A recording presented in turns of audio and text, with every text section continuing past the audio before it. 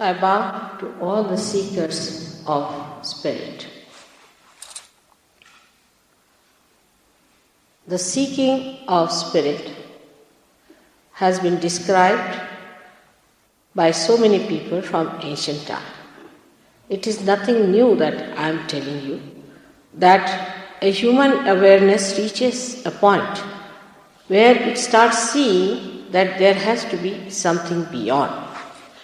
And at that time the seeking starts, and a person starts looking forward to something that will make that person the spirit. As all the scriptures have described and talked about it, there is no amount of talking is going to improve on that, because spirit is within us. It resides within us in our heart.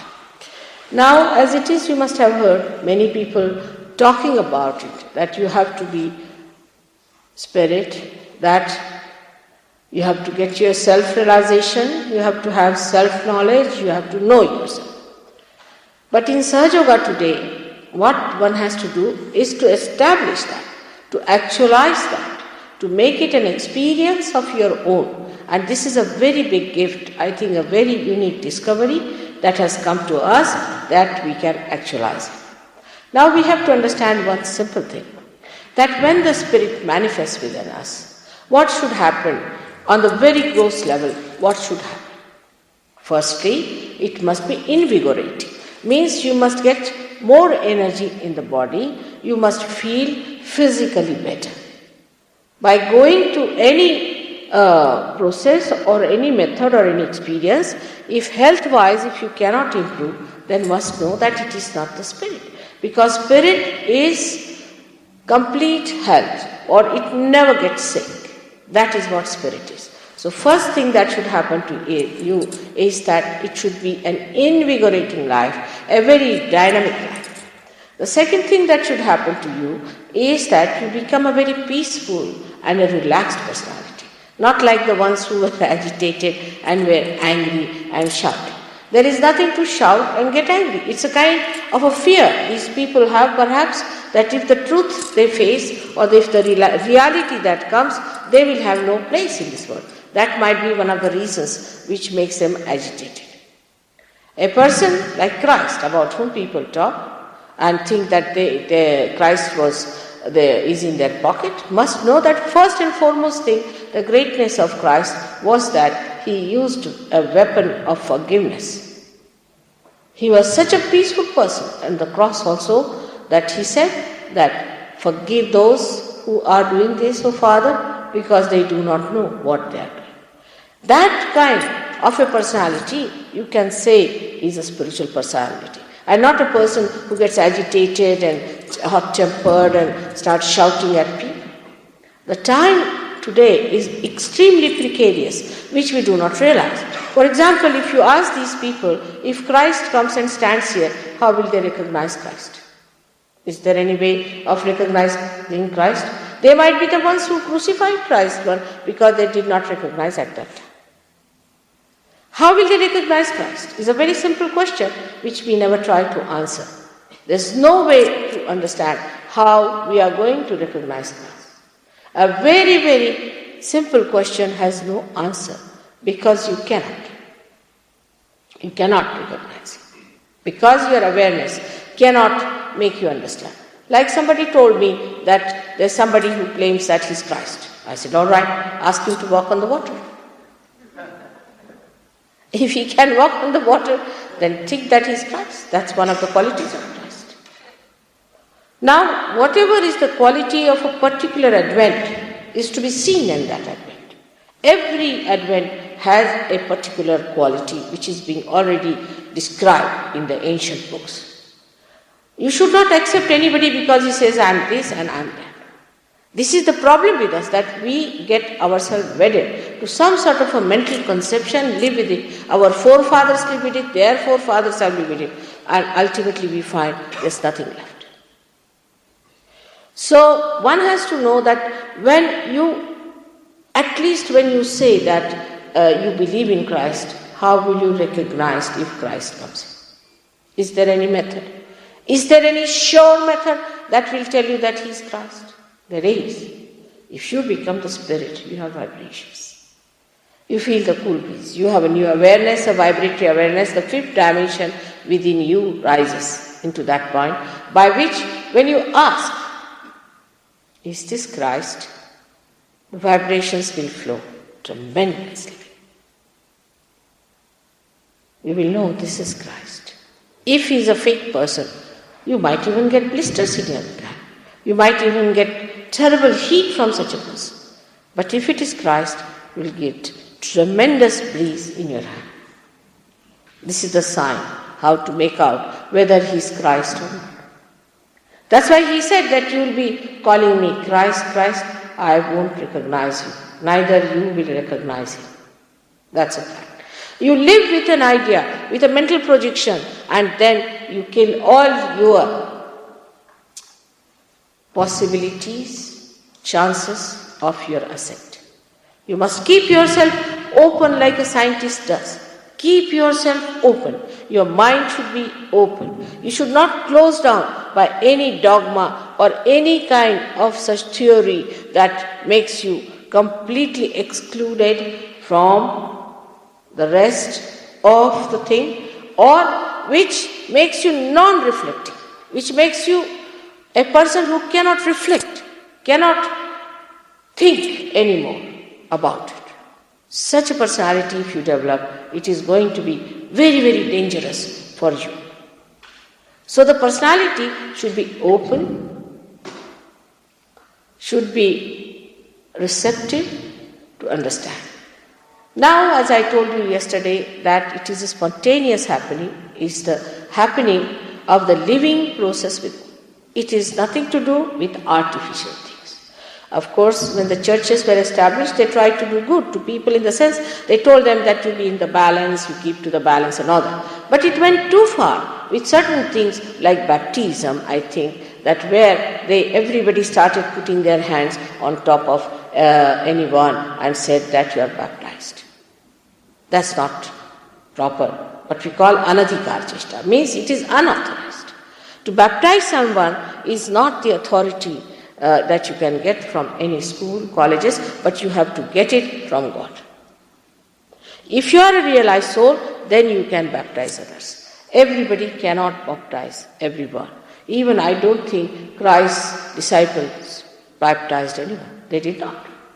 It is later on, I don't know how it crawled into the organization, that you could ask somebody to go and baptize someone.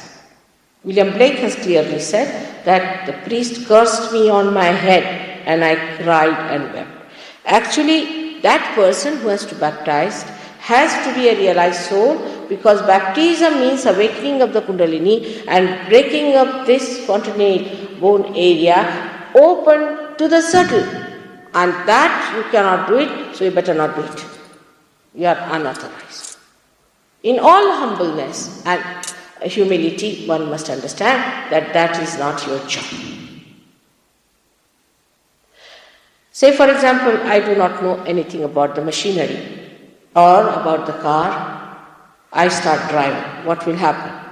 That same thing happens with people who do not have the authority to do God's work, start doing God's work. They land everyone into difficulties and ultimately they neutralize themselves. It is high time for all of them now to see that what they have to do through all these institutions is no dogma, nothing like that, but what you have to do is to transform people through their Kundalini awakening, through their real baptism. This is what people have realized, that there's something wrong somewhere, that we are not connected to the ways. When it happens, the first thing that happens to you, that you become collectively conscious, as Warren has told. This collectively consciousness is nothing but that your attention itself, your attention which is felt on the central nervous system, gets enlightened. In the sense that as like ether, when you touch ether, you can communicate anything from here to every place. In the same way, when you touch that all-pervading power, you can communicate through that power anywhere sitting down here. It is collectively conscious. Moreover, collectively conscious means that you can feel a person, whether he is the person, he is alright, or he has a problem, or his Kundalini is in this part of the body, or if he has got some disease, you can feel also about yourself. That's the sign of light, that you automatically feel how the person is.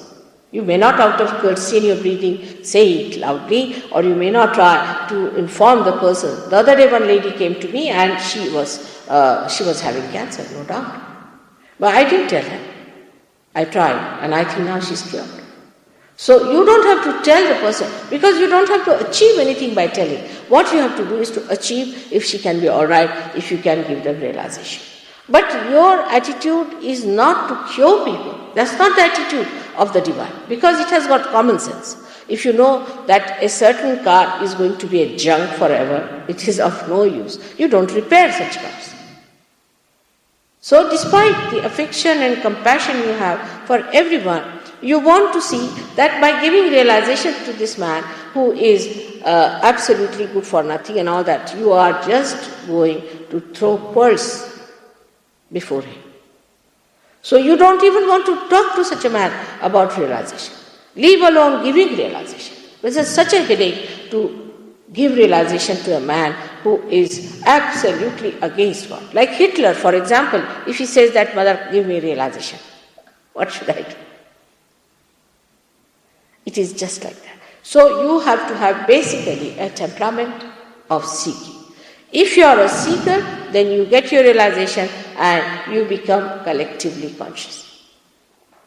With collective consciousness, you can also raise the Kundalini of people.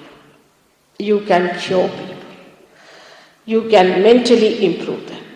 You can settle them with peace. Then, sitting down here, you can tell about everyone what's wrong with that person, and sitting down here, you can try to help that person. It is not a difficult thing at all, because you become that. Like you have seen a television, if it puts to the mains, it starts acting in such a fantastic manner that nobody can believe that this little box can behave like this. In the same way, this little box starts behaving in that fantastic manner. This should happen to you, otherwise you should not believe that you have got realization. It is not a make-believe thing. It is not just a mental understanding that you are twice born. It is none of the things. It is something that has sprouted within you, which has to be. If you are lovers of truth, and if you really respect yourself as people seeking the truth and nothing else, it happens to you and you grow completely in your glory. Secondly, what happens to you is that you start understanding that it is the truth. How? Because supposing there was, as I told you, that there was a gentleman whose father was sick, and he did not know about it, he wanted to know about his father. So I said, all right, you put your hands and ask, how is your father? He just asked his father and he got a burning sensation on this finger here.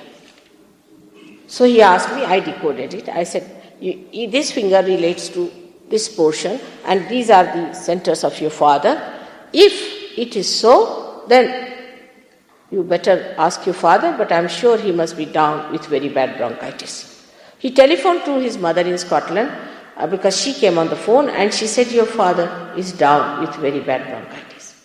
Sitting down there, I told him how you can cure him, and after that, 4 or 5 hours, he was out. It can be done.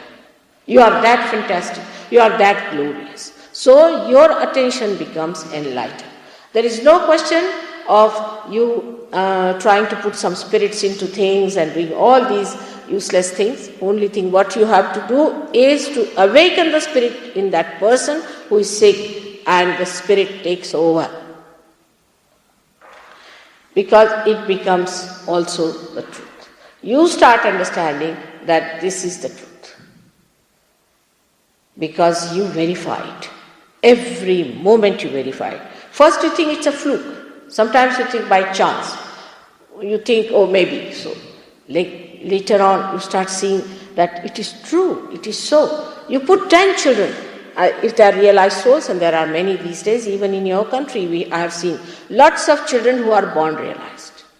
If you tie up their eyes and put one person before them, and you ask them, what's the matter with this man?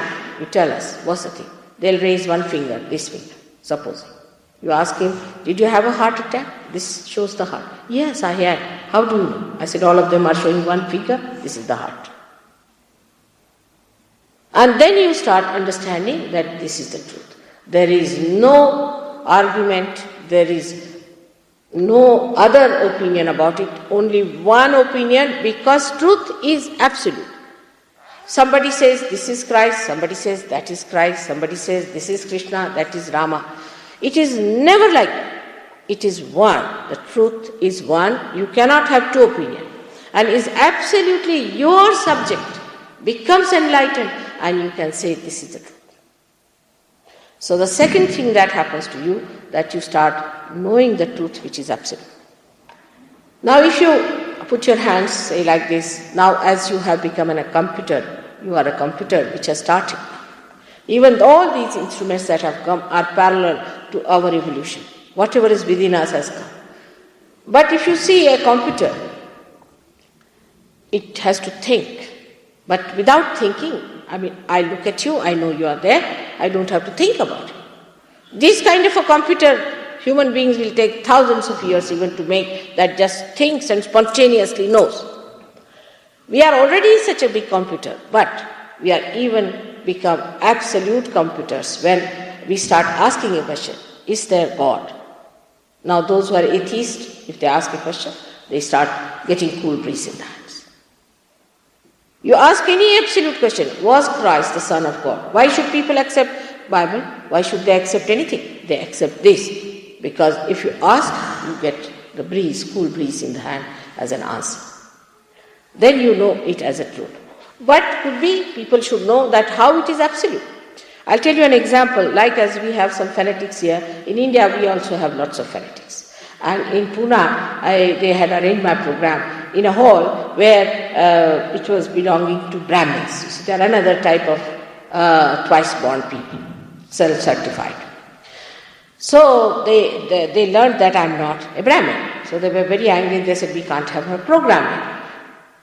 And these organizers did not tell me that, Mother, they don't want to have your program because you are not a Brahmin. Nothing they told me. But they went and told that, all right, if you don't want to have, we'll publish it in the newspaper because Mataji is not a Brahmin, so they don't want to have her program there. And this was too much for them to take up upon themselves. So they said, no. If you have published it in the newspaper, let's have the program. So I started speaking, and I just said spontaneously, I said, please come forward, those who think they are real Brahmins. 4 or 5 of them, you see, walked. Of course, in India, you don't find people of this kind, normally. They don't challenge a saint, normally. So they came forward and sat down, and their hands were shaking, like this, you see. So I said, now if you are real Brahmins, why are you shaking? You should not shake before me. They said, Mother, we are shaking because you are Shakti, you are the power, that's why we are shaking. I said, no, nobody is shaking here. So they said, no, but these 3, 4 are shaking, aren't they? I said, go and ask them, who are they? So they went and asked, who are you? They said, we are certified lunatics coming from lunatic asylum. Our doctor has brought us that because one of us was cured by Mataji, so we are here. So I said, see, there's no difference between those lunatics and you. You are shaking the same way and they are also shaking. So this fanaticism is making you shake. And this is the main point, is that when you become the truth, you start understanding the absolute nature of truth. There is no another for truth. If this is so, this is so. If this is so, this is so. You cannot compromise, you cannot make it little different, you cannot synthesize it, you cannot analyze it. It is so, it is so, it is so. And you get confirmed about it. When you grow in your awareness, you start finding out that this is the truth. So you understand the truth through your mental activity first, through your rationality, it goes into your logic, and then you start accepting it. But the third thing that happens to you is the best of all. is the third thing, that you see the whole world as fun. You see the whole world as a big joke. You see the whole world as a witness. Like a thought rises within us and falls off, and another thought rises and falls off. When we are on the waves of the thought, we are frightened, we have fear, we have worries, we have jealousies and all those things. But supposing you got into the boat, then you start watching the waves with fun. In the same way, you jump onto such an awareness where you start watching the whole thing as a joke, as a fun, as a play. And the whole thing becomes a play to your mind. You start seeing. And then the joy starts pouring in. Like you all say that Mona Lisa painting is very beautiful. But how do you know? Why so great about Mona Lisa? She is not one of these modern women.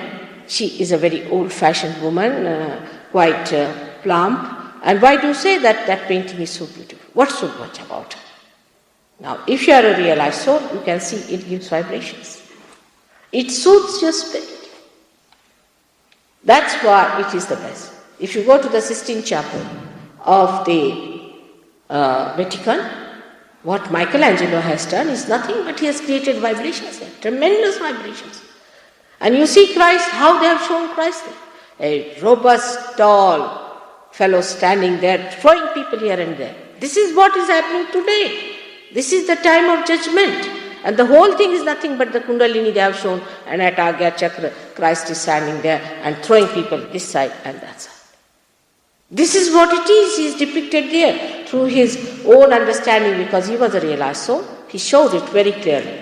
But there on the altar you find a lanky-panky Christ, you see, absolutely like a TB patient about to die. Only the bones, you see, covered with the, a skin. How can Christ be like that? It's sadism towards him. Let these people try once to carry the cross, and they will know that he could not be like that. He could not be such a lanky-panky. He is a person of joy, health, happiness, and exuberance. How can be anyone who is a man of God is sickly, agitated, hot-tempered, and horrible-looking? He has to have that serene on his face. He has to have that beautiful, soothing impression on others. How can it be that a person who is such a great incarnation came on this earth to be a bony structure like that?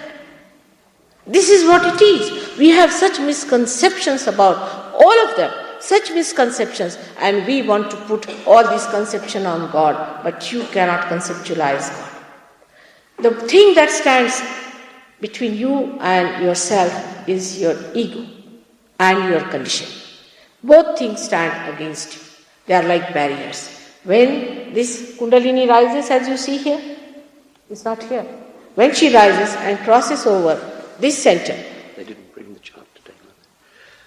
Then what happens? Your ego and superego, which represents your conditioning, is sucked in.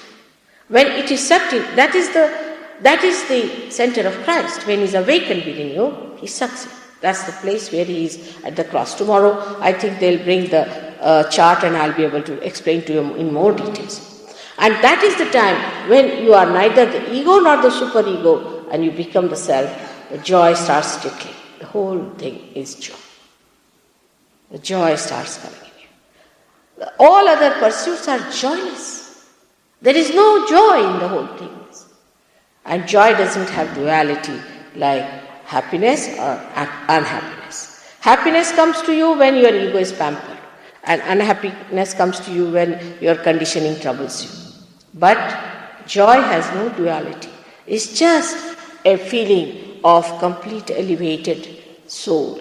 You feel completely elevated above everything else, enjoying the bliss of God. Actually, if you see, Mona Lisa's painting even, you'll feel the joy is pouring just like torrential rain. The person who did it must have been the one who has felt that joy has brought it. But if there is a person who is always thinking and trying to think it out what should be done, then he doesn't get the joy at all. You look at a thing and there is a thought in between. It kills the joy completely. Supposing I am here and I see something beautiful here and I start thinking about it. Then I start thinking how much it must have cost, how to insure it, what to do with it. But there is no thought. The complete creation of that beauty flows inside you, just like joy. And this is what has to happen to you if you become the Spirit. If it does not happen to you, don't believe in anyone, also me. You should not believe into anything unless and until you get to your Spirit which manifests all these things. It has nothing to do with your intellectualizing, your analysis or anything. It is something that you have within yourself. It's your own. It is within you and you have to get it within yourself by your own achievements. In the sense your own Kundalini rises and touches here and opens it up. Now as I told you, what I do is a simple thing, that I enlighten a light which is ready, which is again in turn becomes enlightened and can enlighten another light. Now this Dr. Warren, who was here, you have seen, he came to me with his friend and he just telephoned to me, had nothing, he had just a telephone number. And when he telephoned to me, he came to me, he got his realization, and he must have given realization to thousands. In the same way, you can also give realization to people. That's how we can spread the knowledge that is reality. Knowledge of God's laws, of divine mechanism within us, how it works. It is not that everyone can get it. I must say that I do not say that all of you will get it, but should get it. That's my desire is. If you get it, you are very fortunate. You have found what you have been finding it. And if you don't get it, I would say that I'll try again. It has to happen to you, and that it should happen in a way that it becomes part and parcel of your central nervous system that you can maneuver it. So, I have to tell you one thing, the one who has created us is anxious that you enter into his kingdom and enjoy the bliss of his throne. May God bless you. I would like you to ask me questions, but not like the way yesterday it happened. People said that, Mother, don't ask them to ask questions, because as soon as you ask them to ask questions, they start behaving like devils. There is no need to be aggressive with me. What is the need? I have come here to give what is your own. Why should you be angry with me? I just don't understand the psychology.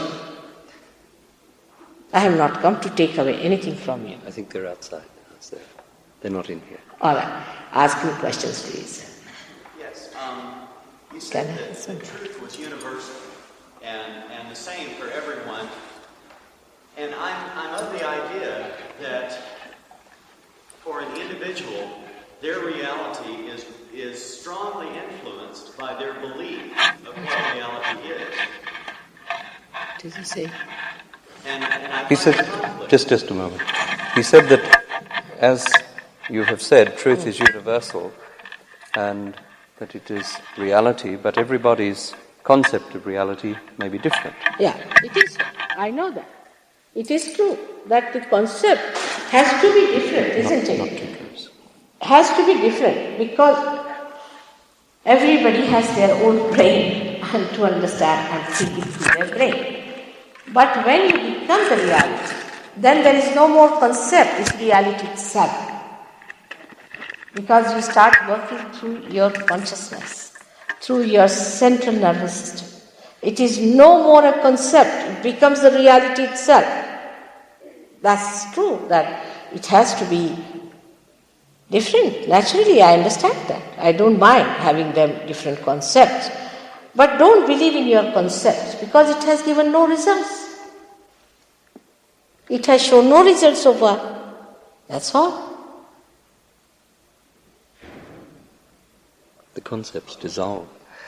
Concepts dissolve. Yes, that's what will happen. Concepts dissolve when you see the reality. For example, supposing I have not seen this church and some people say this in a church. I may have some funny concept about this church. I have not seen it. Alright? When I come in, I see it for myself and I know this is it. So I will have no concept. I will know what it is. It's like that. Simple. It's common sense. I tell you, it is real common sense. Actually, you'll be shocked how people live with concepts. Sometimes I'm really surprised how they have built up all their lives after lives on falsehood. It's really surprising. But they live because you see, ego likes the myth. It wants to live with myth. Like Hitler believing that they are a superior race. Imagine, he killed millions and millions of people with that kind of a myth that he had in his head. Like Khomeini thinks he is the greatest religious man and that God is going to put him in his throne. It's true, you see the effects of these concepts everywhere. The problem is the concept only. That's the main problem why we are fighting. Now, see, let one by one, alright, please.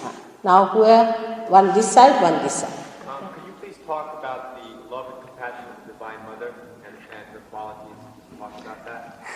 He's asked you to speak about the love and compassion of the Divine Mother and her qualities. Now, this is embarrassing, isn't it? How can Mother talk about her love?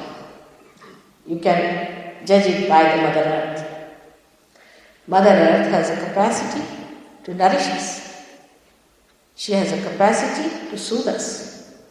She has a capacity to sustain all that we do to her. How cruel we have been with her.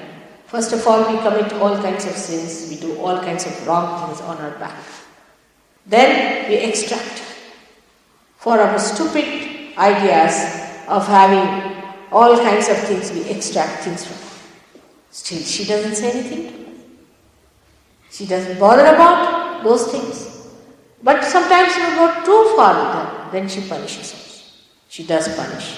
Like you have earthquakes, you have many things like that. But she has a very special capacity, which in Sanskrit is described as Ritambhara Pragya. Means by which she creates seasons to please us, to make us happy. The innocence, creation of seasons that she has. You see the flowers, you see everything, how she makes the life so beautiful, humorous, so joyful. That thing is pragya, means the knowledge which is enlightened. When you get that knowledge, then you are amazed how kind she is. How she looks after you, little, and how she soothes you down. I'll give you one of my examples, how I try to console people in my own simple way. One day, there is a very big saint living in a mountain. Poor thing, his legs and hands were broken and all that, so he's disappeared. He lives in a cave somewhere in the mountain. And he cannot move about, so he has a tiger, so he moves on a time. And I told people I must go and see him. He's my son. They said, Mother, you don't like all these gurus, why are you going to him? I said, he's not that dad, he's a real one. So they said, how are you to believe? I said, you feel these vibrations? They said, yes, lots of vibrations. Went to see this gentleman. Now he is a very evolved personality and he can control the rain. So when I was going up the hill, it started raining very heavily. And he got very angry with the rain. Naturally he felt that what's happening? This rain is completely drenching my mother. She's coming up. I can't even control this rain. What will she think as it is? She has to come up to see me. Because he has broken legs and broken hands. And when I went there, he didn't talk to me. He was sitting on a little stone and he was just doing like this with anger. So I was just smiling and I went and sat. Then he came and he said, is it to control my ego you did all this, that you made this place rain like this when you are coming to my house? I can't even welcome you properly. I said, no, it's not so. Why are you angry? I know you have got a sari for me. And I don't take a sari from a sannyasi because I am a grahastha, I am the one who is a householder. Then how will I take a sari unless this sari gets drenched? The whole thing became such a sweet thing. He forgot all his temper, everything. How do you know, mother, I have a sari for? I said, I know you got a sari for me, so I have to change it. And how will I change it? So the whole thing stood down. He was normal. But I said, you think of it. I am coming to you, and all the praise must be drenched. Is the joy of love in it. So why should you feel bad about it? And that is how he stood down. So the mother's love is such that she suits you, she knows your problems, she knows that you make mistakes. Like I'll tell you about Mr. Warren, one of his stories. Many stories there he can tell you one after another. But one day I was in Singapore and we were going to Kuala Lumpur for a program. So I said, we'll go about 6 o'clock, it's all right, I have to see somebody, we'll all go together. Why are you in a hurry to go? They said, no, we must go make arrangements. And another lady who was organizing was even very much more worried. So they decided that we must go to the hall early. I said, all right, I'm going out to wait for me. But they just thought, better go. So they took a plane 2 hours earlier and went to the place of organizing. Now when I went there, I saw that when my car reached there, their car also reached and they were just getting down at that time. And I knew what had happened. So I said, all right, now drive on, otherwise they'll feel very embarrassed. Because they came with such a determination to reach earlier and they are reaching at the same time when I have arrived. So I went, I drove on. When I came back, they said, Mother, we are sorry. I said, what happened? He said, we reached here early, all right. But from the airport to this place, there was such a bad jam we had never seen. So we thought we better drive through the side road. So we got stuck into the mud. Then we started pulling the car out. And all our clothes got dirtied and we had a very bad time. And we arrived after you had arrived. I said, it's all right. So now we never do such a thing, Mother. We should have come with you. It was a mistake. So like that, you see, little things. Mother teaches you how to be alright, how to be on right path. But it is never a big pinch, it's never a big punishment because you are children. So here it is love by which you should advance, you should go further, you should be encouraged. But if your ego gets pampered and you think, oh, I'm a great Sahaja, there are many who believe like that. And then they have these correction points. That's how it works out. And gradually I find people come up very strictly understanding that we should not try to do things which are not all right, and we should try to do something that is helpful, which is very collective. And that's what it is. It works out in such a beautiful manner that you don't have to shout at anyone or to do anything. Whole thing works out in a beautiful way. But the blessings are so great, like Krishna has said, Yoga Kshema Vahamyam. He says when yoga takes place, then Kshema, that means the well-being of a person I look after. Even materially you are helped in so many ways. It's very surprising. It's not true. You are helped even materially in so many ways. There was a little girl of 10 years, she wrote to me, Mother, I'm dying to see you. How can I come to India? I have no money to travel. And she wrote a letter to me. I just read the letter. I never answered her. And 8 days later, she had a fete in her school. So she took a trinket from her house just to sell it in the fete. So the teacher said, this is real gold. How can you sell this here? She couldn't believe. She went to Mother. She said, this trinket of our house has got real gold. She couldn't believe it either. So they went to the goldsmith and goldsmith said, yes, it is gold. And he valued it. The price at which he wanted to buy it was exactly the same as they would have to pay for their traveling, both of them. So it is in such a sweet manner. You see, you must know a loving mother, when you are asleep, she looks after you. When you are awake, she looks after you. But she doesn't show that you are something more than others, better than others. She doesn't like you to have your ego, but she wants that you to share. Share your love with everyone. That's the greatest joy for me to see when these Sahajogis meet each other. When they go to India, you should see how they meet and how they hold each other into themselves in such pure love and pure understanding. It's the greatest thing to see. I'm happy you asked such a nice question, but I feel rather embarrassed because it is really so great to enjoy your own love for everyone. May God bless. It's been described by Adi Shankaracharya. You must read Adi Shankaracharya to know the love of God, love of Mother. I mean, he was a real child, a real beautiful child to describe. Even Christ on the cross said, "Behold the Mother. Behold the Mother." It's very significant.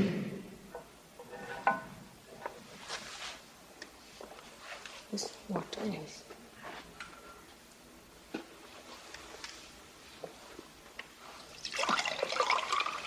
Now should we have a realization? Okay. Shall we have it now? Have I answered your questions here, this side? This one way. 2%. Okay. Go ahead.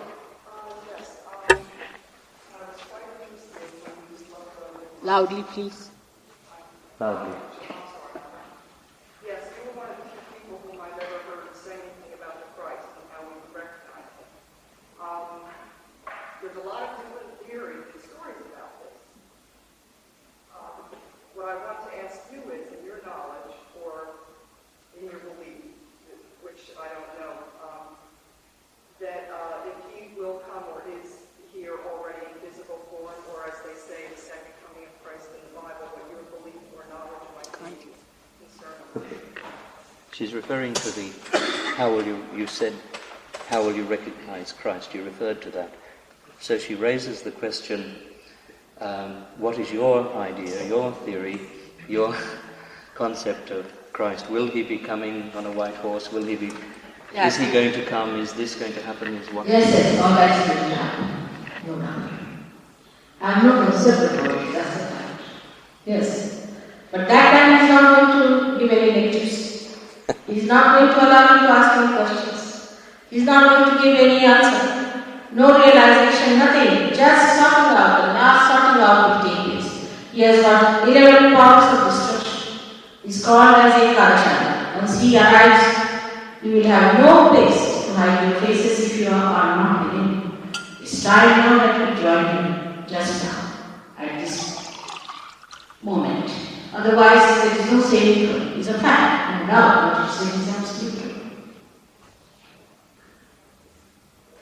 But I don't want to frighten him.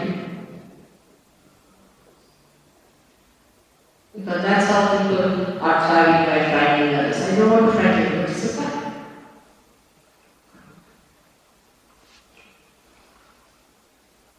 That will be last sorting. Already it has started working in us. All these incurable diseases are also expression of the same. According to Sahaja, there are 11 destroying powers. They are here, which we call as Ekadashi. And when people get any of these diseases, all these centers go out. So, the destruction is now going to come from within, not from without so much. We need not be afraid of Russian bombing us, we are bombing ourselves.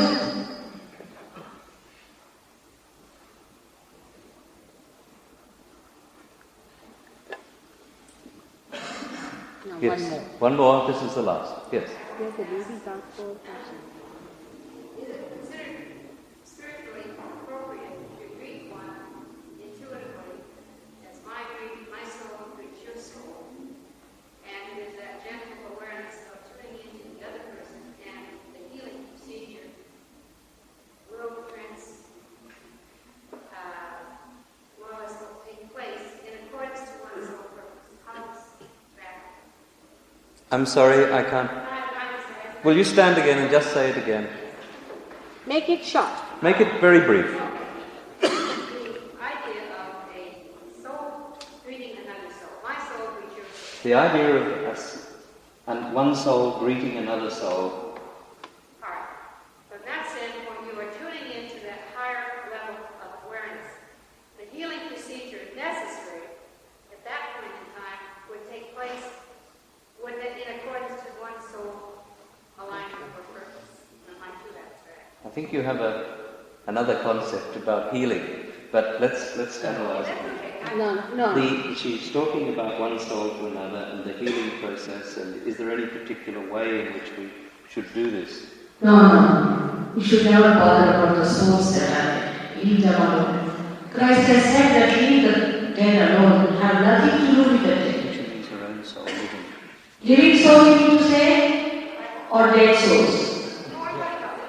Living. Living. Now the living soul cannot talk to another soul unless and until they become the spirit. At that level only, you speak to each other on a very different language. The language is different, the style is different, and the communication is different. The whole priority changes. You become a different person. Alright? Like an egg becomes a bird, and then the birds have a different language among themselves. That's fine, she's happy. She's happy about it? Alright. Alright. Okay, that's it. Alright? Are you all satisfied? Now there's one or two more. Alright. 4. Now that's going to be... One of the men. Alright. Now where should I ask us? The ladies have a... What is a dead soul? They just asked, was it a dead soul or a living soul? What did she say? What is a dead soul and she thinks of a living soul? I don't know. It's a very big question, my child. I'll tell you later on if you don't mind. Alright? It requires some big lecture. Doesn't matter. But we are made of 5 elements. Alright? And there is Kundalini in us. And also there is death. Now, the dead soul, when one dies, it never dies fully. What happens that the earth element drops out and the water element also drops out. But the rest of the 3 elements remain, and the spirit and the Kundalini remains on top of that. And that is the dead soul. And the living soul is a person which has got the spirit. I think so, that is the soul. I don't know, these English words are quite confusing. But a jivatma, as they call it, a person who is living, has got a spirit, has got the Kundalini, and who has got 5 elements. also all 5 elements represented in those centers. But when he becomes a realized soul, then he is not called as a living soul, but he is called as a enlightened soul. I am a disciple of Sant Sahaja from southern India, perhaps you know. And since I have met him, I've experienced tremendous joy and tremendous mystical experiences at the same time as a lot of pain. And is that a necessary experience that a person must go through in order to... She's met a guru in South India. She's had a lot of good experiences, but she's also had a lot of pain. Is it a necessary experience that you should have the pain as well as... No, not necessarily at all. Actually, what is the good experience? First, let us decide on that. The good experience, it should not be ego-pampering. That should be the self. Now, what is the experience you get? First of all, you should get a cool breeze coming out of your, on a very good level, and out of your head, and there should be cool breeze you should feel around. Then the second experience you should have is that you should feel completely peaceful with yourself, absolutely silent, and there is no problem of any kind. And if you get any pain, supposing after realization also you might get some sort of a pain, you are hurt and all that. As soon as you put your hand there, you can get rid of the pain. So it is the experiences that you have had should be the experience of the spirit. And if he is a person who has given you realization, he would have told you how to be an expert in it. You see, this is the trouble. The gurus, if they give realization, they make you an expert. I wasn't referring to physical pain. I was referring to the pain as we deal with our life experience. So was Shri Mataji. She was speaking of the same. Yeah, what did she say? She wasn't referring to just physical pain. She was referring to pain in facing up to life and so on. Pain in what? Pain in facing up to life's problems and the wider meaning of the word pain. No, that must stop. That must stop completely. Because you start seeing the whole thing. As drama, you are so detached to the whole thing. You see so well that you can solve the problem. You see, the thing is, if you become the spectator of the whole drama, and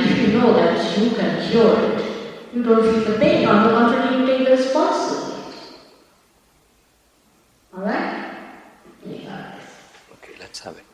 Now how many more? Alright, now we have already 11. Now let's have. What is it? I wonder, first, I have two questions actually. One, what is your feeling is the basic cause of disease? And Just one at a time. What is the basic cause of disease? It's imbalance. Tomorrow I'm going to tell you all about it. It's imbalance. Second? Second one? also, I was wondering, what are your feelings about Sai Baba? I'm now don't believe people. If there is Shri Sai, he is perfectly alright. He is the incarnation of the Body Master. All the rest of them, I do not know. Now, who is there? Could you speak us about karma? Karma. Devi? Can you speak about karma? The karmas are nothing but action what you do, the byproduct of that is accumulated in your ego. And when Kundalini rises, when she passes through the center, that is Sakti. That's why he said that Christ forgive us our sins. He's taken over, he died for our sin. In the sense that karma are sanctified and we are left with doubt and ego, and it is only the ego that does the karma. Once the ego is sakti, there is no karma.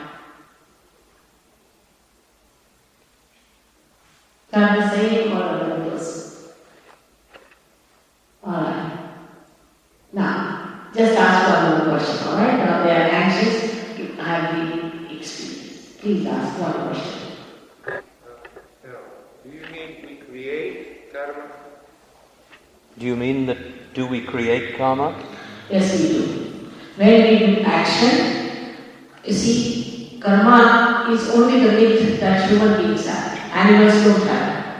They don't have this problem. The trouble is, when the ego and superego, both of them grow on our head, then we develop a personality, which is I. I am Mr. So, I am Mrs. The I-ness we develop. When we develop the I-ness, we think that we are doing this. This is a myth we get. Like I give an example of the villagers saying, we tell them that you don't have to take too much luggage on an aeroplane. So they sat in the aeroplane and they put all the luggage on their heads. And they said, now we should lessen the weight of the aeroplane.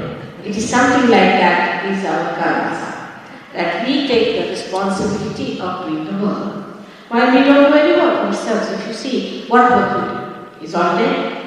Now a tree is dead, so we make a house. Alright. Dead from the dead to the dead to the dead. That's all we do. We make a chair, we make this, we make that, and then we start using the matter for our comfort, and then matter sits on our head, we can't get rid of it. Our spirit is suppressed because of the matter. And then we have to use the matter, otherwise we just can't exist. So what we are doing is we are creating dead out of dead. But not a single living work we can do. We cannot transform one flower into fruit, can we? We cannot do it.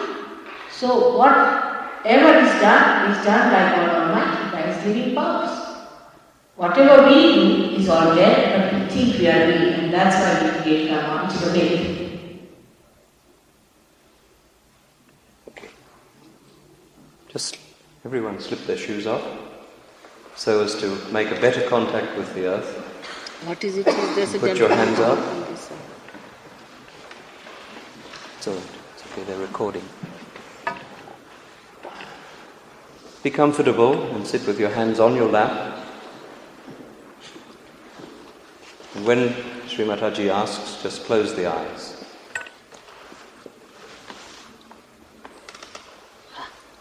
Speaking every day.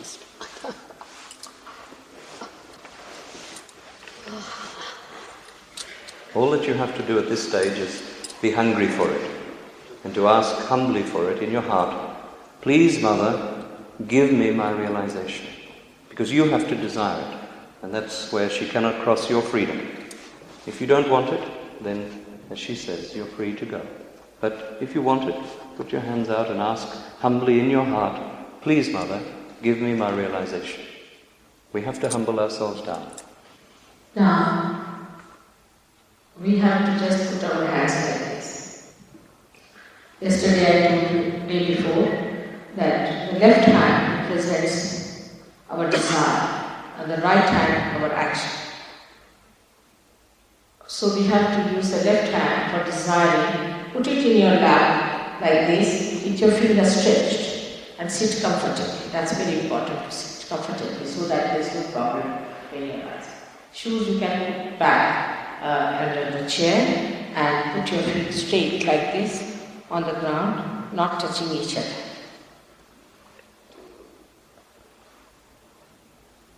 Put the left hand on your lap.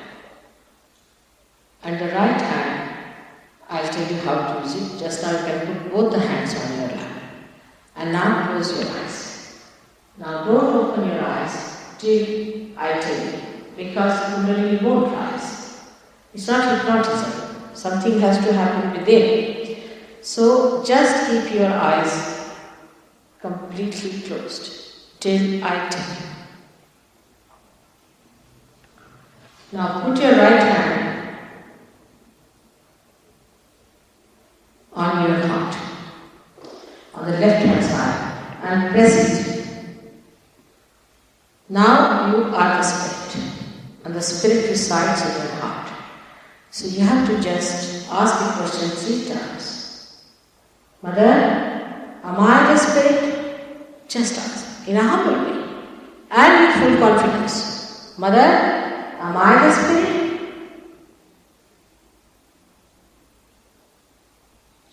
Please don't feel guilty. That is one thing I would request you not to feel guilty at this moment. Forget the past. Just forget the past.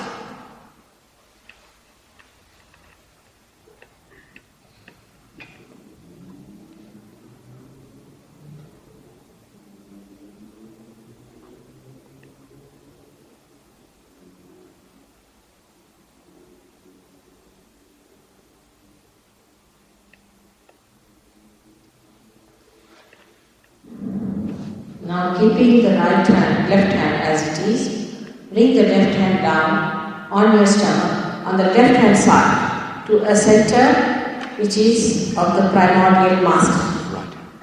Right hand, sorry. Left hand towards me, left hand, sorry, I made a mistake. Put your left hand towards me. And right hand on your stomach, and press it hard. Press it hard on the left hand side of your stomach. Put the right hand on the left hand side of your stomach. At this point, you have to say with full confidence, Mother, I am my own guide. Mother, I am my own guru. Mother, I am my own master. With full confidence. Try to sit comfortably.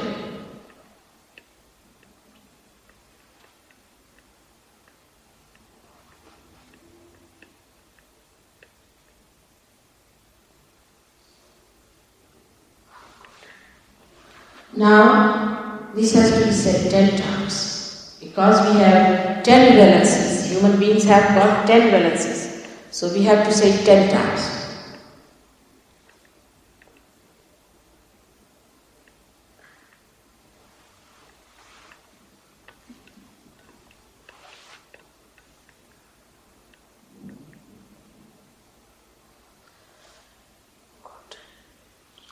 Now, please put your right hand again to nourish on your heart. Here you now assert by saying, Mother, I am the Spirit. Please say 12 times. You assert without feeling guilty, without feeling guilty, without feeling guilty. You must assert that, Mother, I am the Spirit.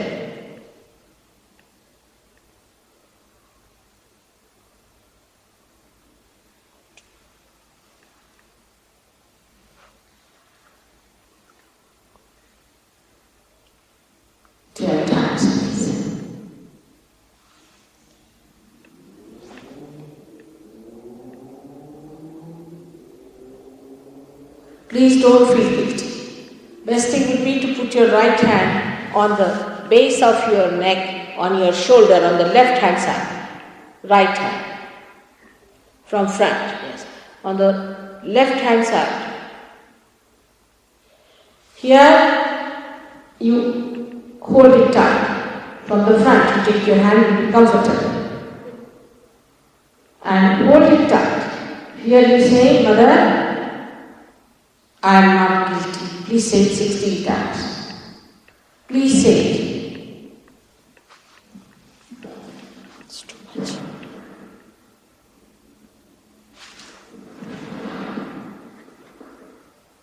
It's very bad. It's bad. Very bad. Please say it with all your understanding that, Mother, I am not guilty.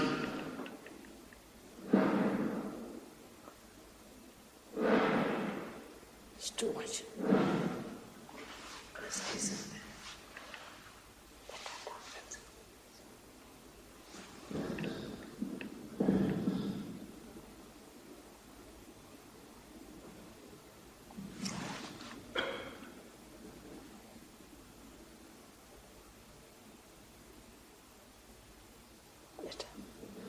Is it? Yes, it is. It's just a little back.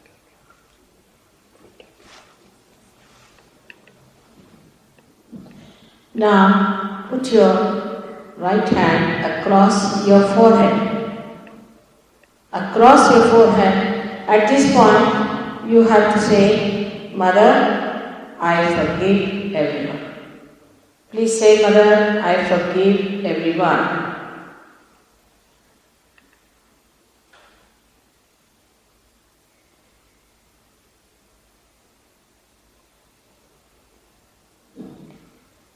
It's very easy to say, just say it and it will work out.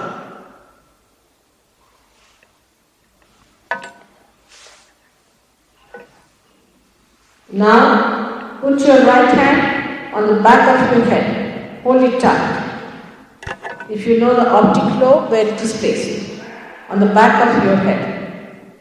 At this point, you have to now say, without feeling guilty, you have to say, that if I have done any mistakes, oh Lord, please forgive me. That's all. But don't feel guilty. Please don't feel guilty. Don't count them. Just say that please forgive me. From your heart.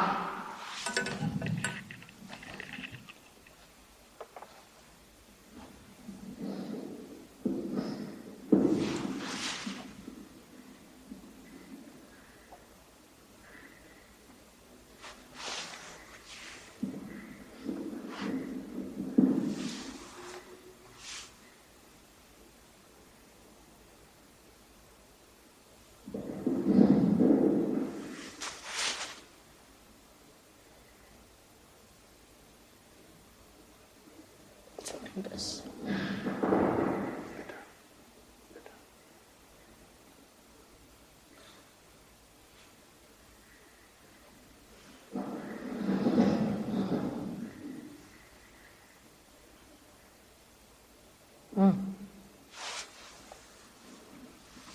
Now, put your hand on the top of your head. Put it just on top. Your hand, your palm should touch the fontanelle bone area where you had a soft bone in your child, and press it and try to move it clockwise.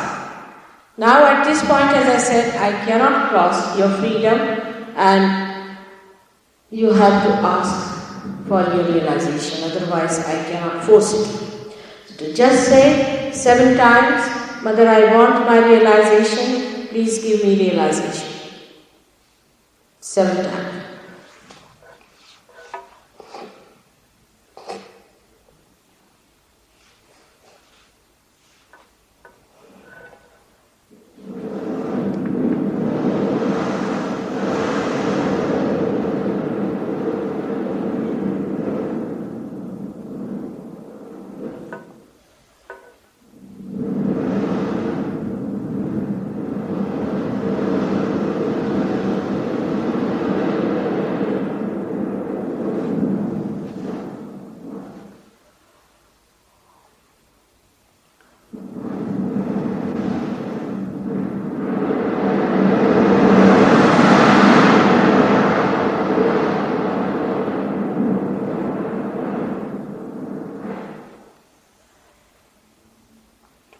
Now raise your hand and see if there's a cool breeze coming in.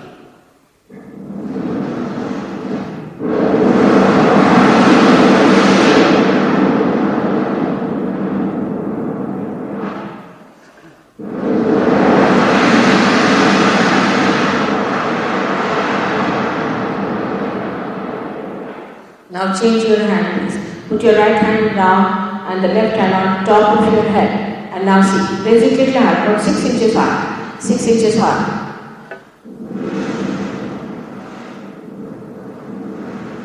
It is weak.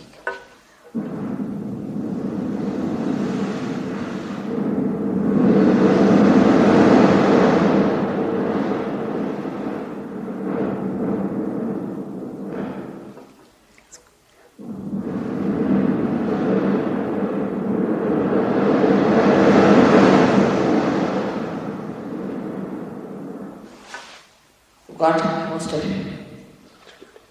All can raise both your hands on top of your head. Open your eyes. Raise them high up. And now ask the question in your heart. Is this the wind of the Holy Ghost? Is this the Brahma Shakti? Is this the all-pervading power of love of God that does all the living work?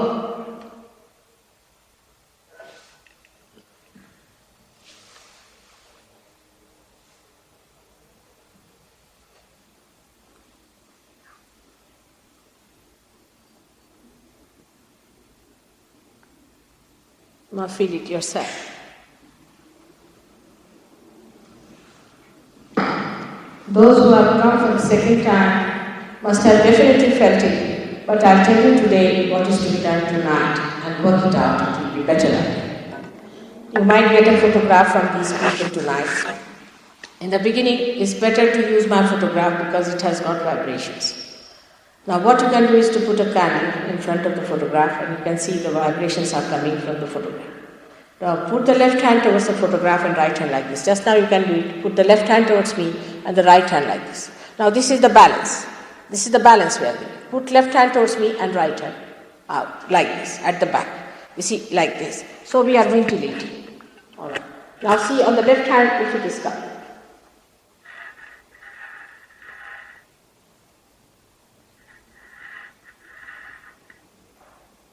They are all thoughtless if you see that.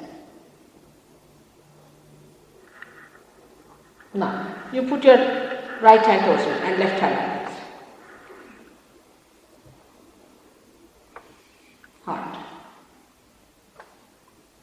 You have to believe that you are the Spirit. That's all you have to believe. You have to believe in yourself. That's all I want you to believe in. That you are the Spirit.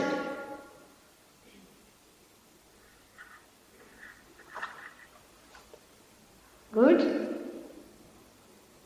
Alright. Then I'll teach you how to raise your Kundalini tonight when you go home. So this is what you can do on the photograph and you can see that it starts moving from both your hands. At the most, if you are very much sort of in tension or anything, if you are very sick, then you can take a little bowl of water with little salt in it and put your feet in that bowl and take the vibrations from the photograph.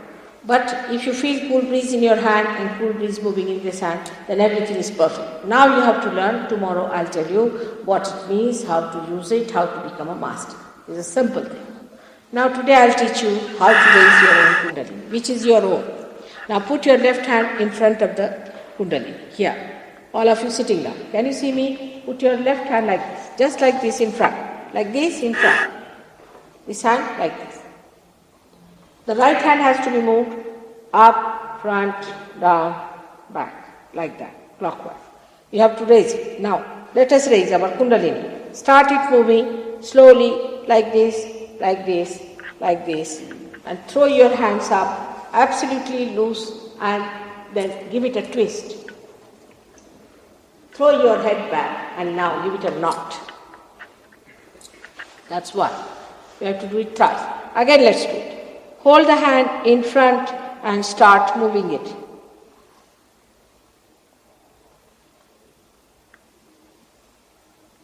Take it up, throw your hand and just give it a twist. And here it is. Third time, you have to give 3 twists. You can do it at home.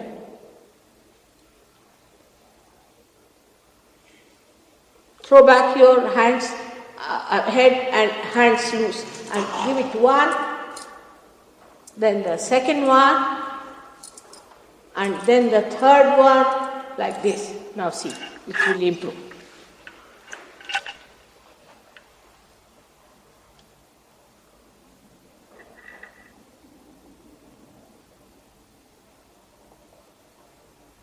Now, there's one thing more one must learn, how to give protection to your aura. That is very important. Protection to your aura, I wish people knew how to do it, they would have saved themselves in many troubles. Is to put your left hand like this. And with the right hand, you move it like this. From here, move it. 1,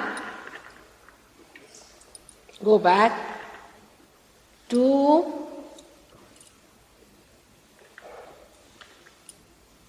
3,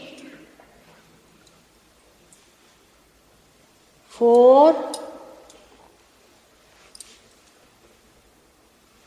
5, 6, 7. This is how you give protection to yourself. Now see your vibration.